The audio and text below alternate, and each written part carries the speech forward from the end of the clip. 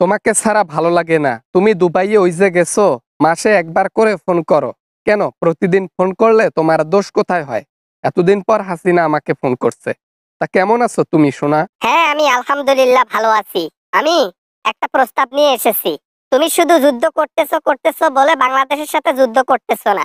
তোমাকে না বলছি বাংলাদেশ ধ্বংস করে দাও, আমি তোমার সাথে সারা জীবনের জন্য থাকবো। না সোনা, না সোনা, আমি ইউনুসের সাথে কথা বলছি।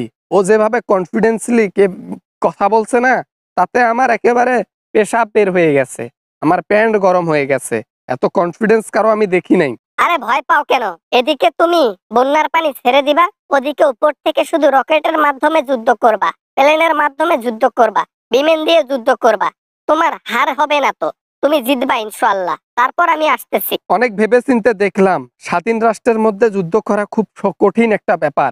পুরো পৃথিবী আমাদের খেলাপ হয়ে যাবে, পুরো পৃথিবী আমাদেরকে ধ্বংস করে দেবে। তাই ভাবতেছি না করি না করি। এখন তুমি কি বলো? যুদ্ধ না করলে আমাকে কখনো ফোন দিবা না, আমার সাথে কখনো এভাবে চাওয়াচাওয়ি করবা না।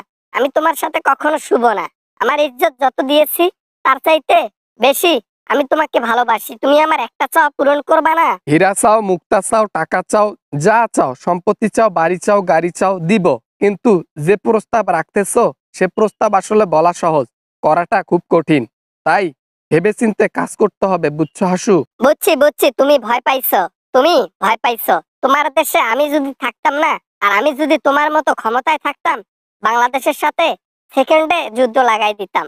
বাংলাদেশকে পুরো দখলে এনে ইন্ডিয়া বানাই দিতাম। আমাদের দেশের মধ্যে 100 কোটি হিন্দু রয়েছে, তার মধ্যে বিভিন্ন ধর্মের আছে 20 কোটি, আর রইল 80 কোটি।